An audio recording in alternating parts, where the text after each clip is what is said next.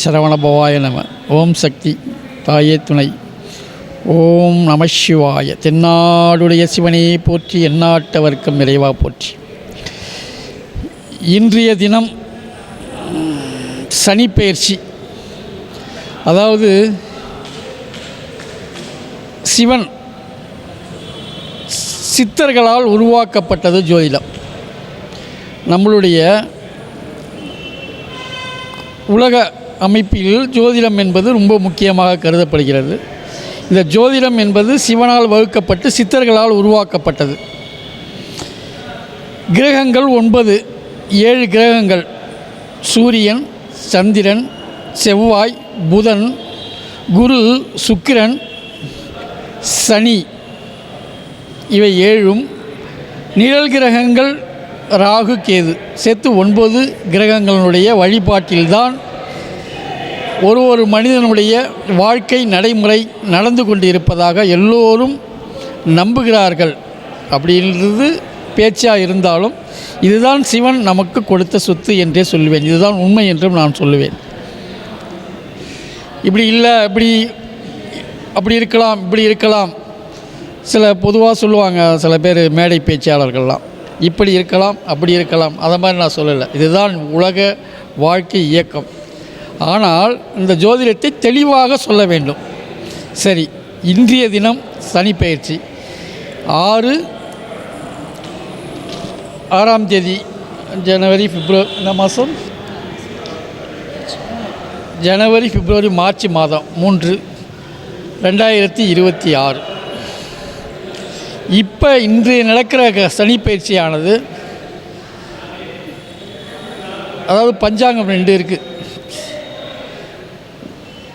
வாக்கிய பஞ்சாங்கம், திருக்கணிக பஞ்சாங்கம். முதலில் அதாவது திருக்கணிக பஞ்சாங்கம் பிரகாரம் 6 மாதத்துக்கு முன்னாடியே சனிப்பெயர்ச்சியானது நடைபெற்று விட்டது. தற்பொழுது வாக்கிய பஞ்சாங்கம் பிரகாரம் நடக்கிறது. இதில் அந்த வாக்கிய சில விஷயங்கள் இருக்குது, அதில் வேறு பிரச்சனை. ரெண்டாவது, இந்த சனீஸ்வரன் என்பவர் ஒரு ராசியில் அதிக நேரம் இருப்பவர். அதாவது ஒரு ராசியில் நட்சத்திரமானது, அதாவது 9 கால் இருக்கும். அதாவது ஒரு நட்சத்திரத்துக்கு 4 கால். ஒரு ராசியில் நட்சத்திரத்தினுடைய 9 கால்கள் இருக்கும். அதுதான் அந்த 9 காலில் அவர் பயணம் பண்ணுவார்.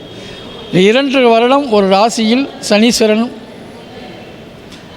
இருப்பார் என்பது. அதில் தான் சனீஸ்வரன் ரொம்ப நாள் இருக்கிறதால சனி பயிற்சியை பார்த்து எல்லோரும் பயப்படுறாங்க, போகிறாங்க. அதாவது தவறு செய்பவர்களுக்கு தண்டனை கிடைக்க வேண்டும் என்பதற்காகவே சனீஸ்வரரை சிவபெருமான் நான் உருவாக்குவதாகவே நான் நம்புகிறேன். இரண்டாவது, நல்லா பாருங்கள். இப்போ இந்த சனி பயிற்சியானது கும்பராசியில், அதாவது கும்பராசியில் சுக்கிர நட்சத்திரம், புரட்டாதி 3ஆம் பாதம், அதிலிருந்து குருவுடைய ராசி மீனத்திற்கு அவரும் அது சுக்கிர நட்சத்திரத்திலே வரார். அது இந்த சுக்கிர நட்சத்திரத்திலே இப்போ பயிற்சி ஆகும்போது இன்றைய தினம் கரெக்டாக நம்ம மாசி, பங்குனி,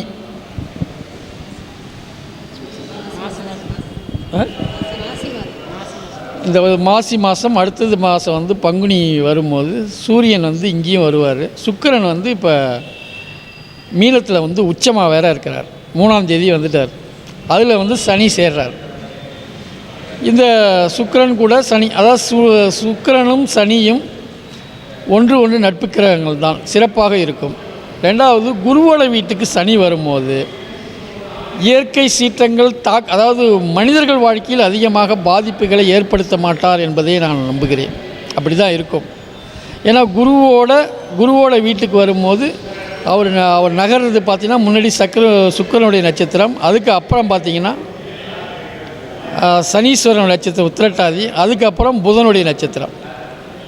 இப்போ 3 நட்சத்திரத்தில் பெயர்றாரு. குருவோட வீடு அதிகாரம் வீடு. குருவோடக்கு மென்மையான, அதாவது மென்மையான வீடு, அதிகமாக யாரையும் தொல்லை பண்ண மாட்டார் அப்படிங்கிறது தான். இதில் பார்த்திங்கன்னா கும்பத்துக்கு பாத சனி, மீனத்துக்கு உடல் சனி, மேஷத்துக்கு தலை சனி, அதாவது 7.5 வருடம். இப்போ பார்த்திங்கன்னா கும்பத்துக்கு பார்த்திங்கன்னா முடியும், அது இந்த 2.5 வருஷம் கழிச்சா பாத சனி முடியுது. மீனத்துக்கு பார்த்திங்கன்னா இன்னும் 5 வருடம் இருக்குது. மேஷத்துக்கு பார்த்திங்கன்னா இன்னும் அவங்களுக்கு இப்போ தான் ஆரம்பிச்சிருக்கு 7.5 வருஷம். அது 7.5 வருஷம் ஒரு ராசியில் பயிர்வதால் இது 7.5 சனி. இப்போ இதில் என்னென்னா, சனீஸ்வரர் எந்தெந்த வீட்டில் இருக்காருன்றது பார்த்து ஒரு கணிப்பு. அதே போல அவருடைய பார்வை, மூன்றாம் பார்வை சனீஸ்வரன் எங்கே பார்க்குறாரு? 1, 2, 3 ரிஷபத்தை பார்க்குறாரு. ரிஷபத்தை 3ஆம் பார்வையாக பார்க்கும்போது சனியினுடைய பார்வை கொஞ்சம் தாக்கம் இருக்கும். அதுக்கு அடுத்தது பார்த்திங்கன்னா அவருடைய பார்வை 7ஆம் பார்வை. அப்போ 7ஆம் பார்வையை எதை பார்க்குறாருன்னா, நேராக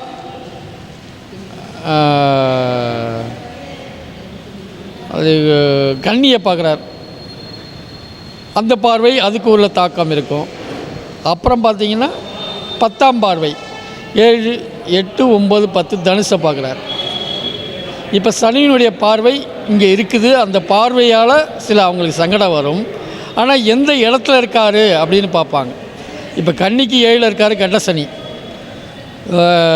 தனுசுக்கு 4ல் இருக்கார் அஸ்தாம்ச சனி. இப்போ பார்வை இவங்களுக்கு என்னென்னா, நம்ம ரிஷபத்துக்கு 11ல் இருக்கார். அது 3ஆம் இடமாக அவர், அதாவது ரிஷபத்துக்கு வந்து அவர் பார்வைப்பட்டாலும் அவர் வந்து ஜெயஸ்தானத்தில் அவர் இருக்கார். ரெண்டாவது இதில் இந்த சனி பயிற்சியால் இந்த கிரகம் இப்போ நான் சொன்னேன் இல்லையா, பார்வை ப்ளஸ் அவருடைய இருக்கிற இடம் வச்சு தொல்லைகள் இருக்குதுன்னு சொல்லி, அதில் முக்கியமாக பார்வை ஒன்று. அப்புறம் பார்த்திங்கன்னா இடத்துல வந்து 4ல் இருந்தால் அஸ்தாமத்து சனி, 7ல் இருந்தால் கண்ட சனி, 8ல் இருந்தால் அஷ்டமத்து சனி. இப்படி தான் இந்த சொல்கிறதுல இல்லைங்களா, இந்த இடத்துலலாம் ப்ராப்ளங்கள் இருக்கும். யார் ஃப்ரீயாக இருப்பாங்கன்னா, 7ல் சனி முடிஞ்சவங்க ஃப்ரீயாக இருப்பாங்க. 3ஆம் இடத்துல இப்போ மகரத்துக்கு வந்து ஃபுல்லாக வெளியேட்டார். மகரம் நல்லாயிருக்கும், சனீஸ்வரனால் தொல்லைகள் இருக்காது. அப்புறம் பார்த்திங்கன்னா கண்ட சனி விலகுது யாருக்கு? கடகத்துக்கு. அவங்க ஃப்ரீ ஆகுவாங்க. இப்போ யாருக்கெல்லாம் ப்ராப்ளம் வருதுன்னு பார்த்திங்கன்னா, இன்னும் சிம்ம ராசிக்கு இருக்குது. சிம்ம ராசி அடுத்தது பார்த்திங்கன்னா கன்னி ராசிக்கும் இருக்குது. கண்ட சனி இதெல்லாம் இருக்குது. ஆனால் இந்த கண்ட சனிகள் சனீஸ்வரன் தொல்லை வரும்போது குருவோடைய பார்வை, குரு பயிற்சி ஒன்று இருக்குது இல்லையா, குரு பயிற்சி இப்போ ஆயிருக்கு. அந்த குரு பயிற்சியால் அவங்க சில விஷயத்தில் சனியினுடைய தாக்கத்துலேயும் தப்பிப்பாங்க. இப்படி தான் நாம் வந்து ஜாதகம் பின்னப்பட்டு உள்ளது. அதிலே முக்கியமாக எல்லாம் கோச்சார பலன், அதான் ஜாதகத்தில் கோச்சாரம். இப்போ கோச்சாரத்தை பலம்னா அதான் ஜனனத்தை ஒன்று பார்ப்பாங்க, கோச்சாரத்தை பார்ப்பாங்க.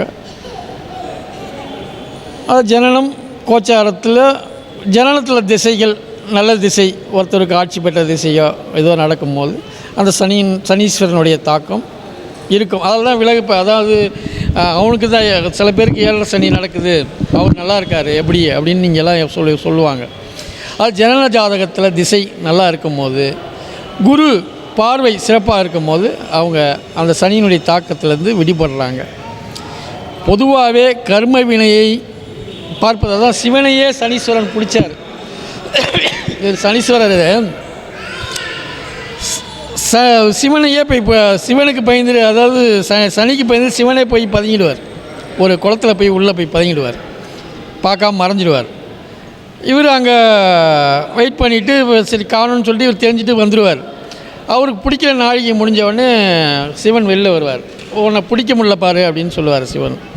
என்னை நான் உங்களை பிடிச்சதால தான் நீங்கள் போய் அந்த குளத்தில் உள்ளே போய் பதுங்கியிருந்தீங்க அப்படின்னு சொல்லுவார். சரி, அது சரியாக செஞ்ச நீதிமான் என்பதற்காக தான் ஈஸ்வரனுக்கு நிகரான பட்டத்தை சனீஸ்வரருக்கு சிவபெருமான் கொடுக்குறார். அதாவது சனீஸ்வர பகவான். அதாவது இவங்க என்ன சொல்லணும்னா, ஈஸ்வரன் பட்டம் என்பது சிவனுக்கு மட்டும்தான் ஈஸ்வரன். இதில் சனீஸ்வரனுக்கு கொடுத்தாரு. அதோட இதுவாக சொல்லுவாங்க, அசுரர்கள் அதாவது ஒரு வீரனாக வாழ வேண்டும் என்றால் அசுரர்கள் தான் வாழ முடியும்.